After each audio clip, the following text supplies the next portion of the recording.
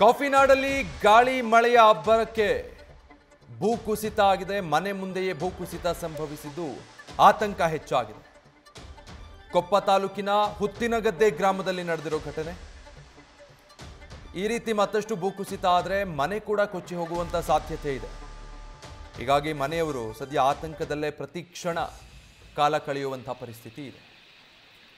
ಕಾಫಿನಾಡು ಚಿಕ್ಕಮಗಳೂರಿನ ಹುತ್ತಿನಗದ್ದೆ ಸಮೀಪ ಆಗಿರುವಂಥ ಭೂಕುಸಿತ ಇದು. ಮನೆ ಮುಂದೆನೆ ಸ್ವಲ್ಪ ಕೆಲವೇ ಅಡಿಗಳ ಅಂತರದಲ್ಲಿ ಅದಾಗಿದೆ. ಒಂದು ವೇಳೆ ಅದೇನಾದರೂ ಹೀಗೆ ಮುಂದುವರೆದ್ರೆ, ಅದರ ರಾಶಿ ಮನೆ ಕಡೆಗೇನಾದರೂ ಮುನ್ನುಗ್ಗಿದ್ರೆ ಮನೆ ಕೂಡ ಕೊಚ್ಕೊಂಡು ಹೋಗೋ ಆತಂಕ ಇದೆ. ಆದರೆ ಬೇರೆ ವಿಧಿ ಇಲ್ಲ. ಈಗಲೂ ಅದೇ ಆತಂಕದಲ್ಲೇ ಕಾಲ ಕಳೀತಿದ್ದಾರೆ. ಡೀಟೇಲ್ಸ್ ಕೊಡ್ತಾರೆ ನಮ್ಮ ಪ್ರತಿನಿಧಿ ಮಹಾರುದ್ರ. ಮಹಾರುದ್ರ, ಇನ್ನಾದರೂ ಸ್ಥಳಾಂತರ ಆಗಿದ್ದಾರಾ ಅಥವಾ ಅಧಿಕಾರಿಗಳು ಯಾರಾದರೂ ಇದರ ಬಗ್ಗೆ ಗಮನ ಹರಿಸಿದಾರಾ ಅಥವಾ ಅದೇ ಮನೆಯಲ್ಲಿದ್ದಾರಾ ಈಗಲೂ ನಿವಾಸಿಗಳು?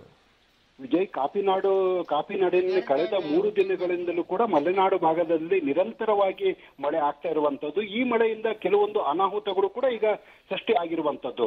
ಚಿಕ್ಕಮಗಳೂರು ಜಿಲ್ಲೆ ಕೊಪ್ಪ ತಾಲೂಕಿನ ಕೊಪ್ಪ ತಾಲೂಕಿನ ಗುತ್ತಿಗದ್ದೆ ಒಂದು ಗ್ರಾಮದಲ್ಲಿ ಒಂದು ಭೂಕುಸಿತ ಆಗಿರುವಂತದ್ದು. ಅಂದ್ರೆ ಮನೆಯ ಪಕ್ಕದಲ್ಲೇ ಒಂದು ಧರೆಯೊಂದು ಭಾರಿ ಪ್ರಮಾಣದಲ್ಲಿ ಕುಸಿತ ಆಗಿರುವಂತಂದ ಆ ಕುಟುಂಬದ ಒಂದು ಸಚಿನ್ ಎನ್ನುವರ ಕುಟುಂಬ ಈಗ ಒಂದು ಆತಂಕಕ್ಕೆ ಎದುರಾಗಿರುವಂತದ್ದು. ಯಾವ ಕ್ಷಣದಲ್ಲೂ ಕೂಡ ಇನ್ನೆಷ್ಟು ಭೂಕುಸಿತ ಆಗುವ ಒಂದು ಆತಂಕದಿಂದಲೇ ಅವರು ಒಂದು ಮನೆಯಲ್ಲಿ ಒಂದು ಜೀವನವನ್ನ ನಡೆಸುವಂತ ಒಂದು ಪರಿಸ್ಥಿತಿ ಎದುರಾಗಿರುವಂತದ್ದು.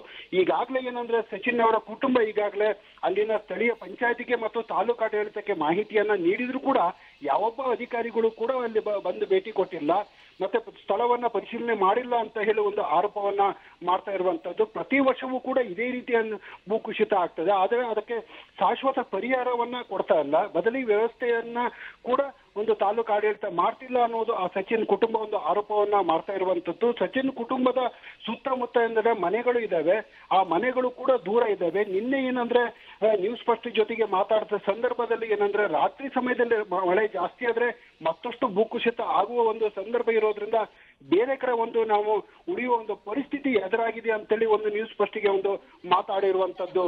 Vijay, thank you Maharudra.